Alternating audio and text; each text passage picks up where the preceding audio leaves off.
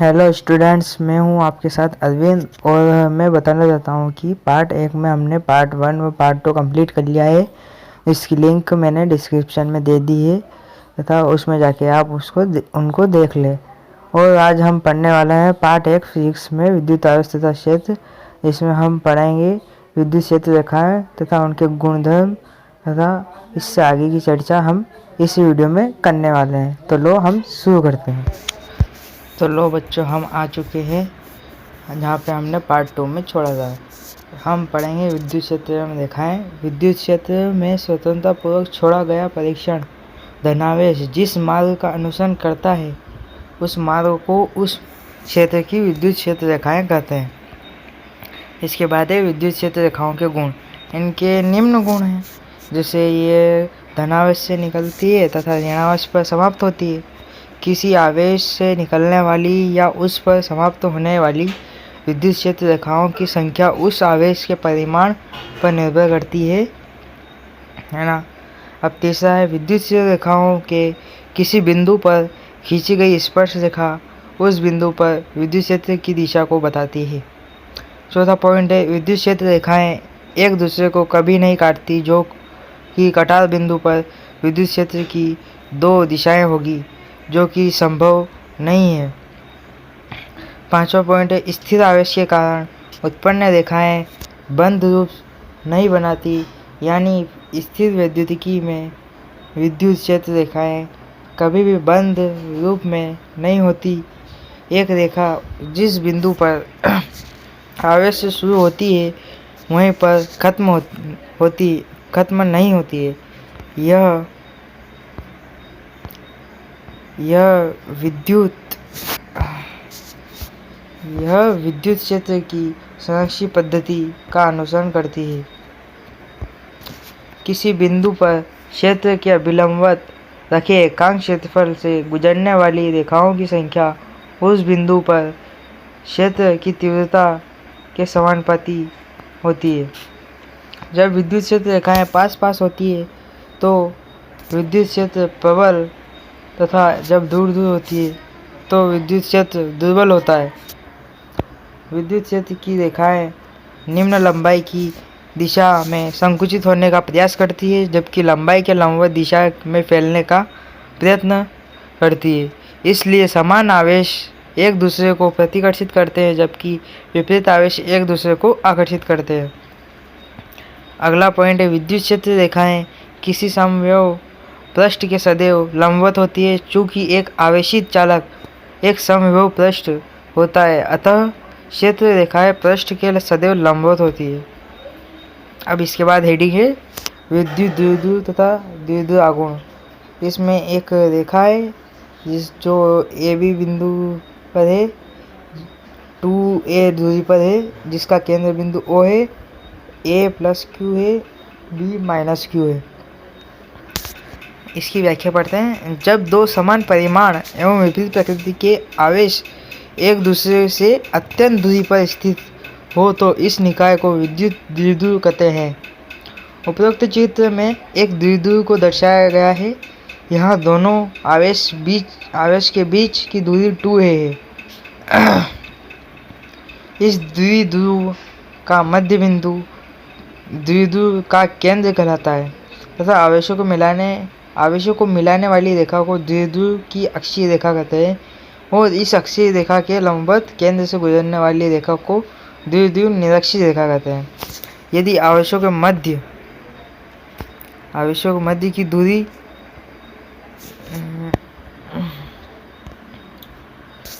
To ए हो एक सदिश की भांति माना जाए, तब द्विध्रुव आघूर्ण की परिभाषा से P सदिश बराबर 2a सदिश इंटू Q।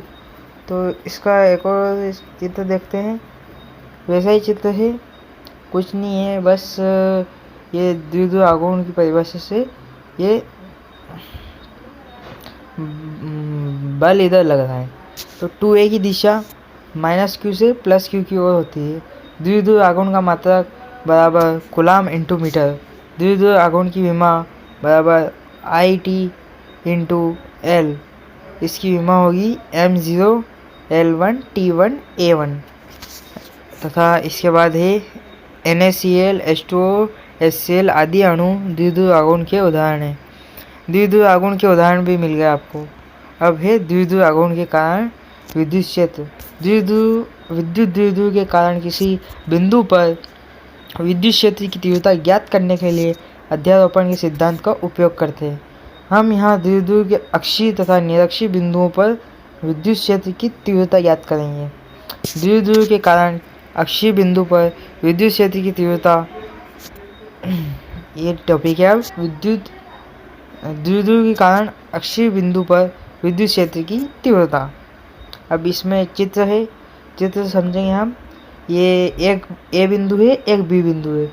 ए बिंदु में प्लस चार्ज है, बी बिंदु में माइनस चार्ज है। ए से बी से आगे एक और रेखा जा रही है जो पी बिंदु पर है। फिर इससे आगे एक E1 जा रहा है। अब ए से पी की दूरी क्या है? x प्लस ए। जैसे कि ए और बी के बीच की दूरी 2a है और ओ और पी की बीच की दूरी r है। वो x नहीं है, r है। सॉरी, गलती हो गई, वो r है। तो a से p की दूरी r प्लस a और इसमें E1 इधर ही साइड होगा, E2 इधर ही साइड होगा। समझ गए? E2 B की साइड होगा, E1 P से उधर होगा, है ना। उपरोक्त द्विध्रुव का मध्य बिंदु O है, जिससे R दूरी पर स्थित बिंदु P पर विद्युत क्षेत्र की तीव्रता का परिकलन करना है। चित्र में प्रदर्शित है कि प्लस Q और माइनस Q आवेश विद्युतीय से क्रमशः R प्लस A व R माइनस A दूरियों पर स्थित है। बिंदु P पर प्लस Q आवेश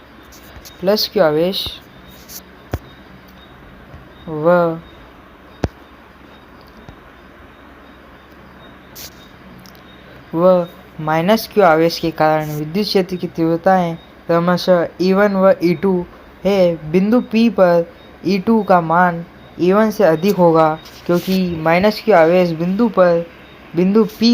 P से प्लस Q के अपेक्षा नज़दीक है। बच्चों, अगर आपको साफ नहीं दिख रहा है तो क्वालिटी अधिक कर लें, है ना। वो फोटो लेने में गलती हो गई। प्लस Q आवेश के कारण बिंदु P पर विद्युत क्षेत्र की तीव्रता E1 बराबर 1/4 pi epsilon 0 into Q upon R plus A का होल स्क्वायर। ये किसकी दिशा में है? O से P की दिशा में। माइनस Q आवेश के कारण बिंदु P पर विद्युत क्षेत्र की तीव्रता ज्ञात करने के लिए E2 बराबर 1/4 pi epsilon 0 into Q upon R minus A का होल स्क्वायर P से O की दिशा में, है ना। वो देखा था अपन ने जैसा ही।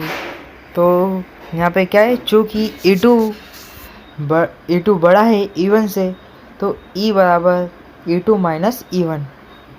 E बराबर 1/, यहाँ पे E2 का मान रखा जाएगा पहले, फिर E1 का मान रखा जाएगा। फिर इसमें क्या कॉमन ले सकते हैं? ऊपर से Q ले लेंगे, नीचे से 4 पाई एप्सिलॉन 0। तो अंदर क्या बचेगा? ये बचेगा 1/R minus A square minus 1/R plus A square. E बराबर क्या है? कॉमन लिया था अपन ने, वो बाहर चल गया। इधर अंदर एलसीएम लेके ये कर दिया। अब E बराबर ये ऐसे देगा, फिर एलसीएम लेके जो कटेगा उसको काट देंगे। अब E बराबर Q अपॉन 4 पाई एप्सिलॉन 0, यहाँ पे 4AR बचेगा। इस R स्क्वायर से R स्क्वायर कट जाएगा, A स्क्वायर से A स्क्वायर कट जाएगा, 4AR बचेगा। यहाँ पे A स्क्वायर से कट जाएगा, ये माइनस का, तो ये कट जाएगा, यहाँ बचेगा R स्क्वायर। तो यहाँ पे R की पावर 4 बचेगा मतलब। तो यहाँ पे इन दोनों इंटू होगा, इंटू होने पर E बराबर Q upon 4 pi epsilon 0 4A R, एक R से एक R काट दिया तो R क्यू बचा, तो शुद्ध होता ही। तो E बराबर 1/4 पाई एप्सिलॉन 0 और 2 इधर ले लिया, 2A क्यू हो गया। तो अपन ने याद करो, पहले पार्ट 2 में पढ़ा था शायद, ये ए क्यू बराबर होता है पी, तो यहाँ पे 2a की जगह p आएगा, यहाँ पे 2। ई बराबर 1/4πε0 2p अपॉन आर क्यूब, ये सदिश रूप में। ई सदिश अक्ष बराबर 2p upon 4πε0 pi R cube है, सॉरी वो पाई क्यूब नहीं है, आर क्यूब है ना, नहीं ये आर सदिश। अब अपन दूसरा पेज निकालेंगे। बच्चों आप पूरा वीडियो देख के जाया करो, फिर अधूरा नोट्स पढ़ते हो आप। उपरोक्त सूत्र से स्पष्ट है कि द्विध्रुव के अक्ष पर विद्युत क्षेत्र की तीव्रता आर क्यूब पर निर्भर करती है, अतः विद्युत क्षेत्र की तीव्रता दूरी के साथ अपेक्षाकृत तेजी से घटेगी। विद्युत द्विध्रुव के कारण उसके निरक्ष पर स्थित बिंदु पर विद्युत क्षेत्र की तीव्रता। अब ये चित्र है, ये हेडिंग थी, ये चित्र है। चित्र क्या है ये अब अपन ने पढ़ा था पहले। अब इस पर क्या याद करना है, सूत्र व्युत्पन्न करना है। विद्युत द्विध्रुव के कारण उसके निरक्ष बिंदु पर विद्युत क्षेत्र की तीव्रता ज्ञात करनी है। अब यहाँ पे है ए और बी, और इस पर माइनस चार्ज, इस पर प्लस चार्ज, इन दोनों के बीच की दूरी 2 है, ये ओ बिंदु है। अब ऊपर अपन ने साइड में पी लिया था, इधर ऊपर ले लेंगे। ये निरक्ष पर है, तो ये अक्षीय पे है, सॉरी करता हूँ। ये अक्ष पर था, ये निरक्ष पर है, तो इसकी आर दूरी, ये त्रिभुज बन गया। अब E1 साइन थे, E1 इधर की साइड है, उधर पूरी आगे थी, तो इधर साइड है। फिर E2 इधर की साइड है, E2। अब E1 कोस थीटा इधर की साइड, E2 कोस थीटा इधर की साइड, और E1 साइन थीटा ऊपर, E2 साइन थीटा नीचे।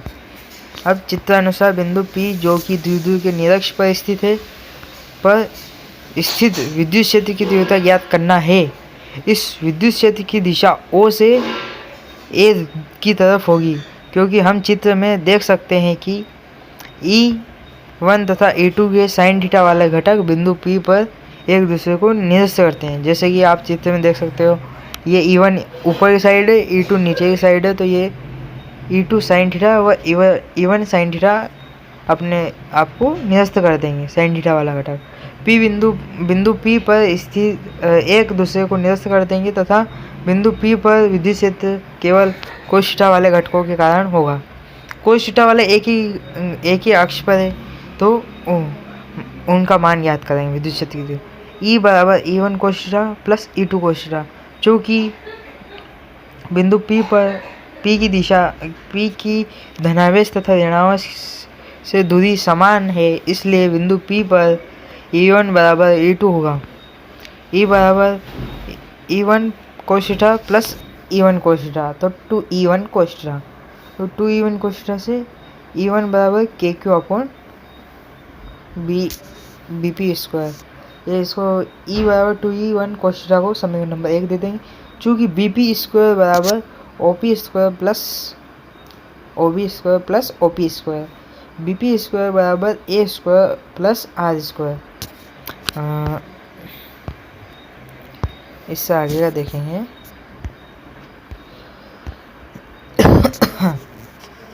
E1 बराबर है KQ upon A square plus R square.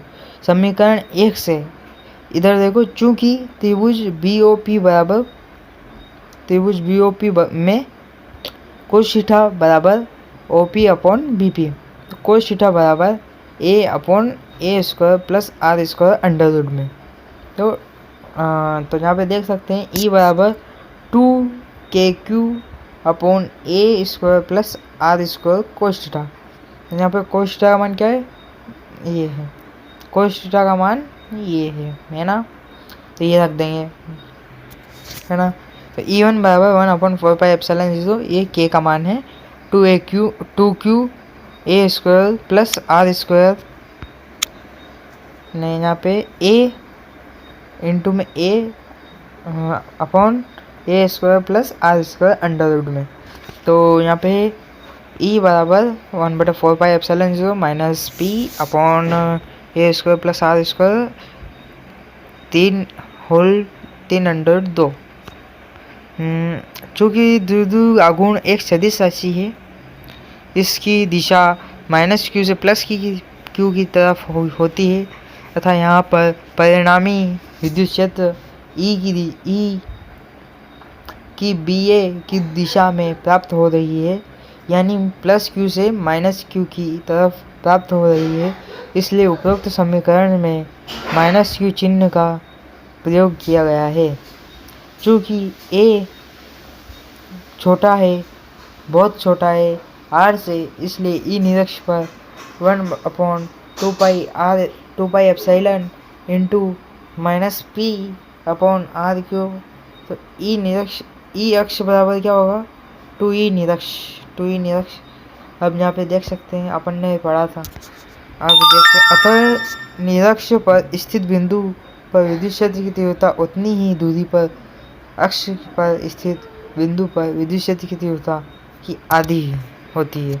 जैसे ई निरक्ष बराबर ई अक्ष अपॉन 2। समझ सकते हैं आप, ये लाइन आपको याद रखनी है और ये परीक्षा में पूछ सकते हैं। अब देखेंगे अपन, अक्ष पर स्थित विद्युत क्षेत्र की तीव्रता द्विध्रुव आघूर्ण के समांतर है, जबकि निरक्ष बिंदु पर विद्युत क्षेत्र की तीव्रता द्विध्रुव आघूर्ण के विपरीत है।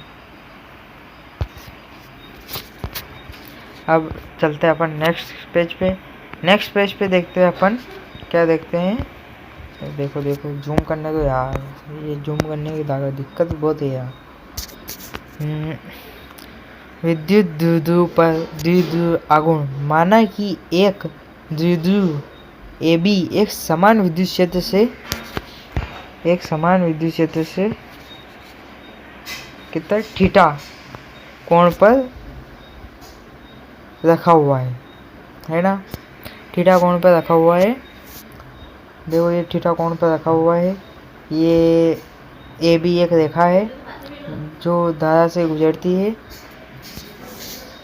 ये धारा को काटती हुई जाती है। ये नीचे माइनस बिंदु है, ऊपर प्लस बिंदु है। F बराबर प्लस क्यू। ये धारा E की दिशा इधर है, मतलब हाँ, विद्युत द्विध्रुव की दिशा इधर है। चूँकि द्विध्रुव के दोनों आवेशों पर लगने वाला बल परिमाण में समान दिशा में विपरीत है, इसलिए एक समान विद्युत क्षेत्र में चित्रानुसार एक द्विध्रुव आघूर्ण बल उत्पन्न हो जाएगा। बल आघूर्ण टोय बराबर बल इंटू बलों के बीच की लंबवत दूरी, तो टोय बराबर QE इंटू BC। त्रिभुज ABC में साइन थीटा बराबर BC अपॉन AB। BC बराबर AB साइन थीटा, BC बराबर 2A minus sine theta. Toy बराबर QE, ये है कोष्टक 2A साइन थीटा कोष्टक बंद। टोय बराबर PE साइन थीटा। टोय सदिश बराबर P सदिश इंटू E सदिश। अब टोय का मात्रक आता है, टोय का मात्रक होता है coulomb C into M into N upon C। तो इसका मात्रक होगा कुल मिलाकर, टोय का मात्रक होता है न्यूटन